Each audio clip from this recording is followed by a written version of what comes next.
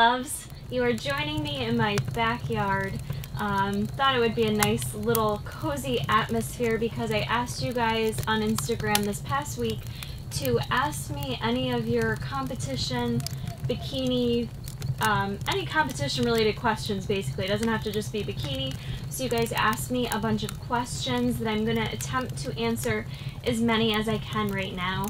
I do want to say yes, it looks like I'm all bundled up for winter. For those of you that don't know, I do live in New York State. I feel like most YouTubers live in the South. I'm not sure why that is. Either the South or like California. So I live way up here, close to Canada basically, and in springtime it gets very cold at night. Like we have major fluctuations, so it's like 50 degrees out right now, and I'm just trying to bundle up and stay warm. So anyways, we'll get right into the questions. I appreciate all the questions you guys had asked.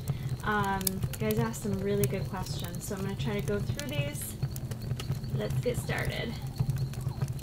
Hey, the first question is, would you recommend hiring a coach for nutrition and workouts for your first show? I really do. I really highly would recommend it. I recommend it for your 19th show. I mean, I think it's really beneficial to have a coach. There are so many things that come about during prep that even if you do all the research yourself, you have all the knowledge, you're a registered dietitian, you're a personal trainer, it always helps to have another set of eyes, another person's advice and guidance that you trust, and to have one person to listen to. Because when you're competing and people know it, you'll have 9,000 people telling you what you should do and why, and it can get really confusing, and there's a lot of highs and lows during prep, so I think it's really great to have one person that you can count on, trust, bounce ideas off of, and utilize them to help keep you successful. So I would highly suggest a coach no matter what stage of the game, what competition you're at. I will say with that question as well though, do your research with finding a coach, because there are so many people out there that do coaching, meal plans, macro plans, what have you. Find out what their credentials are, find out what their experience is, who they've worked with. Do your research with finding a coach. So just keep that in mind. What is the hardest part mentally when prepping? I think everyone could answer this question differently. I think a lot of people would say the diet. I think a lot of people would say the grueling workouts. For me personally, the hardest part about prepping is self-doubt. I've always struggled with this in every competition I've done. Really in any goal I've ever had, self-doubt is something that always challenges me.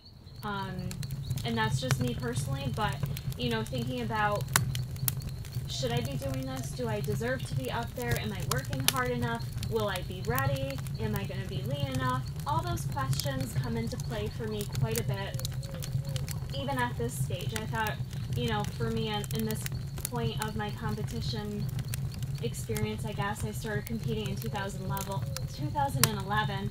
I thought, you know, maybe I wouldn't have as much self-doubt, but it's still there for me. So for me, that's the biggest challenge. And I think overall, though, through all my competitions at this point, I've learned to kind of handle it better at this point in time. So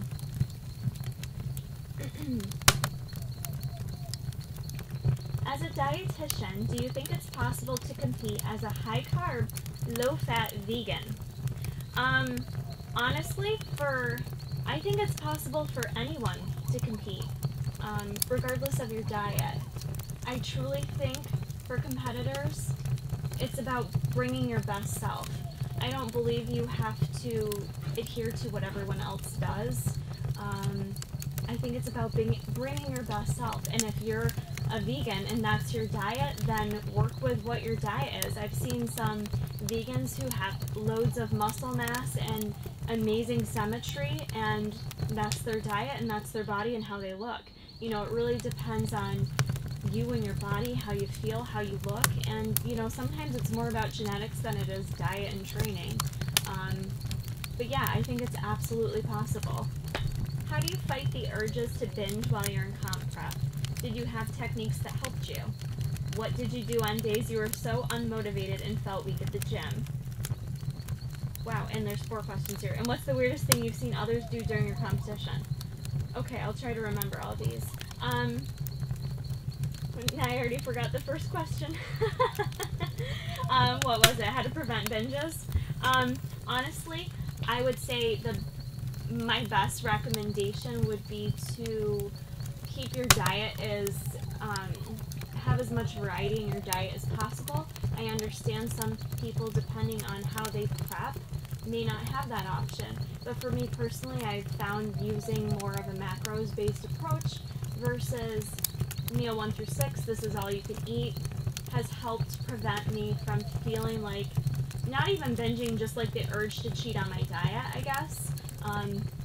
I used to feel a lot of anxiety during prepping with my diet because I really like food, and when I finished meal 1 and knew I wasn't supposed to eat meal 2 till 3 more hours, it like mentally fucked me up, and even if I wasn't hungry, it would just mentally fuck me up because I'd be freaking out that I wasn't allowed to eat. Like, that feeling of restriction, for me personally, I feel like is what causes the urge to binge or cheat on your diet. So that would be my best advice, is to keep the variety in your diet as much as possible. I think it can happen and you can reach your goals by doing that, and that will help reduce the binging. And techniques to help prevent me from, like, binging, I guess. I don't know about binging. I don't feel like I've had a true issue with binging, so I can't really speak to that. I can speak to going off my diet for sure, but techniques to help keep me on track, I would say, is just, trying to remember what the goal is, remember what the purpose is, and that's not always so easy when it's 8 o'clock at night and you're starving and you're, like, done eating for the day. So some of my tips that I usually practice during prep are, like, drinking hot tea at nighttime, or like decaf coffee or something. Drinking a lot of fluids helps me, especially if I do like something sweeter at night, because I tend to have a sweet tooth. But having those fluids to kind of help fill your stomach, so having like some tea, like I love the Passion Tea by Tazo, having that with like some Splenda in it. I used to do that at nighttime a lot. I'll do Crystal Light at nighttime, or I'll have like a big thing of like I've got them sitting right next to me, but branched chain amino acids. Those are kind of sweet tasting, and sometimes it's just nice to fill your stomach with something. So sometimes that can kind of help. Or if you can utilize naps, naps are amazing. That's the one thing that helps me forget about food, is taking a nap. Or my other favorite, I guess, is just to fill your diet with lots of volume, lots of fruits and vegetables. I eat the crap out of cucumbers when I'm in prep. Like, I can just eat like a bazillion cucumbers.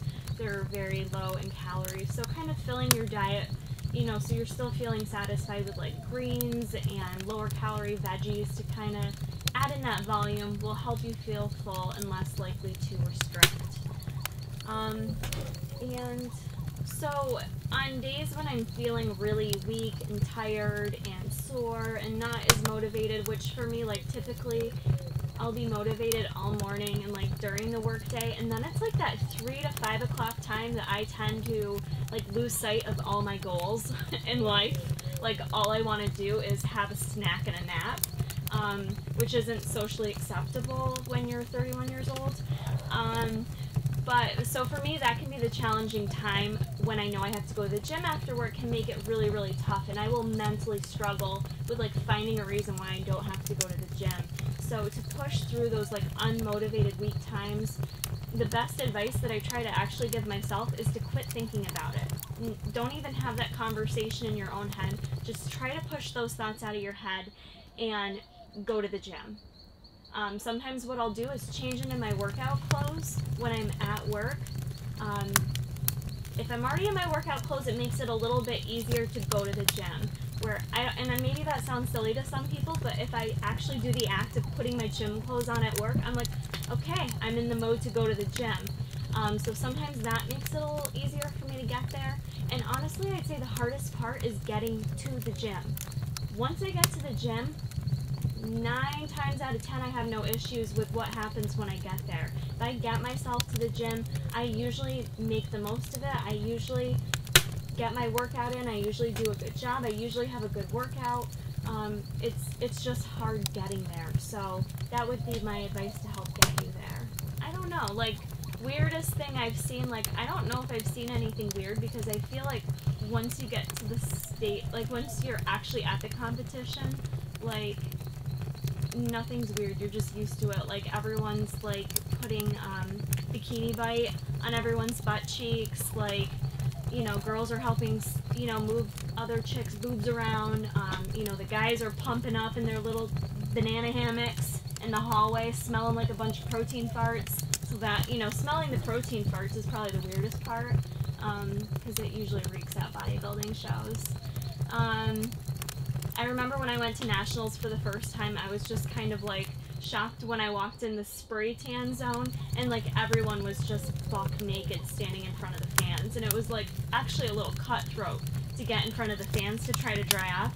So you've got like a ton of naked chicks and their big boobs and like nice asses just all like trying to elbow each other to get to the fans, and I remember just being like, oh my god, this is crazy what's going on right now, but like whatever, it's cool, I'm naked, we're all like owning our bodies right now because we're in the best shape ever. So that was a little weird and awkward, but you just kind of like go with the flow and get used to it, so you kind of have to get over that. How much should someone budget for their first show? That really depends, but I'm going to throw out there just very generally probably about $1,000.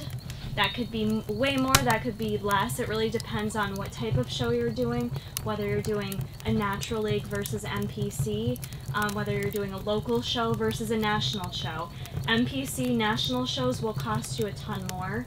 It also depends on if you're traveling versus finding a show that's local to you. A suit, depending on what division you're going to be, it can cost you anywhere from $200 to $800. Registration for the show can cost $50 to $200. Hair, makeup, spray tan, all of that stuff kind of adds up. If you're doing waxing, fake nails, let's see, getting your hair done before you go down there, buying yourself a robe, the jewelry, man, does it add up. So it can easily be more than $1,000, but I'm just throwing that out there as a baseline number. Be prepared, these shows are expensive. Why do so many competitors get implants? Does it help them place higher, or is it just a matter of self-confidence? I think it absolutely helps them place higher in most cases, because for many women we hold our weight in our lower half. This is not always true, but by having nice, you know, these guys, nice big boobies, it kind of helps give you that symmetry. It does. It just kind of adds, like, I feel like with bikini, they're looking for that X type of look. You know, they want the nice shoulders. The boobs kind of just help with that symmetry. It kind of makes the waist look a little teenier when you see the chicks with the big boobs that usually they're not up here, they're out here a little bit, right? It just kind of makes everything look smaller, a little bit more proportion in your body. I think for sure if I had fake boobs, it would kind of help give me a little better symmetry, because I'm very small up top and I hold my weight in the lower half. So it's a matter of personal preferences, though, of the judging panel and what they see and what they like. So, you know, if you want bigger boobs, that may or may not help you. It just depends. So do it if that's something you want to do. I do have a video you can click. We'll have a link to it if you want to hear more of my thoughts on that question. What would be a list of things to have prepared for, etc., prior to your first competition and show day? What I would suggest you doing, what I did before my first competition, is I actually did write out a whole list, like a whole Excel sheet, to make sure I didn't forget anything. So I highly recommend you doing that. It's going to be a little bit different, again, depending on if you're traveling or not. You will want to have a list to make sure you bring your shoes, your suit, anything for your makeup, your hair. If you're staying in a hotel, one of the biggest things I recommend you bringing is an extra set of old sheets to lay on, because your spray tan will ruin the hotel sheets, and most times they will charge you for that. So if you're traveling, make sure you bring some extra sheets. I could probably do a whole video actually on what to bring with you. So what I recommend is doing a list ahead of time and kind of plan everything out. Bring food is probably the biggest thing I can say, because I think a lot of competitors fail to do this. pack enough food with you and make sure you bring it behind stage or wherever they're having you wait before you go on stage, because in a lot of competitions you'll go on much later than they'll tell you that you're going on, and a lot of people end up complaining of being really flat, or maybe you get dizzy before you go on stage. You don't look how you expect because you timed your meals just so. So make sure to bring food. And probably one of my top things would be is buying one of those cheap, like those cheapy, I think they're like $10 mirrors, just the, you guys know what I'm talking about, I hope, like the skinny little ones, just the full-length mirror. Bring one of those with you, okay? I'm usually one of the only people that brings that, and then everyone and their brother wants to pose in my mirror, and I'm like, back off, I need this right now, you know? But bring one of those with you. I'm just kidding, I'm really sweet, I always share my mirror. But bring one of those with you. It's a huge lifesaver. You want to see what you look like before you go on stage. Utilize that time backstage to practice posing. You know, make sure your spray tan's not too crazy. Makeup, lipstick on your teeth. Make sure your tampon strings not hanging out of your bikini bottoms and all that fun stuff that happens on competition day, believe me. So bring a mirror. The list goes on, but plan and definitely write it down so you're good to go. Why did I choose bikini rather than figure? It's interesting because I actually did, when I first went to my trainer at the time and was interested in competing, and I told him and I said I really wanted to do figure because I liked the look of the girls I saw that did figure at that time. This was about 4 years ago, 4 or so years ago. And I guess I didn't really know much about like the differences in the posing, but bikini I just knew was like a bit sassier and like showier, and I really wasn't into that, to be honest with you. As much as I like the camera on me, when it comes to being on stage, I wasn't used to that, so the whole sassy thing kind of wasn't into. But then, you know, he looked at my physique, critiqued me, and even though, like, for me, I do have a lot of muscle in my back, that is like my strongest point. Overall, I am a very petite girl with not a lot of muscle mass naturally, so he thought bikini was the best route to go, and I totally agree with him, and I still feel like it's the best route for me, whether I was competing in natural or NPC. I think the size of my body, I kind of have the look more of a bikini girl, especially when I lean down. I just don't have enough muscle mass on me, and the figure girls have an insane amount of beautiful muscle that I envy, but I'm just not built that way, so that's why I chose bikini. Yeah, was it 2000? I think it was 2011. It's been several years, and I've noticed a big change on a local level, national level, IFBB level, and even in your natural divisions, OCB, and other natural divisions out there. There's been a huge, huge change. And so I just kind of wanted to talk about it. It's something I'm a little bit passionate about, you could say, because I personally have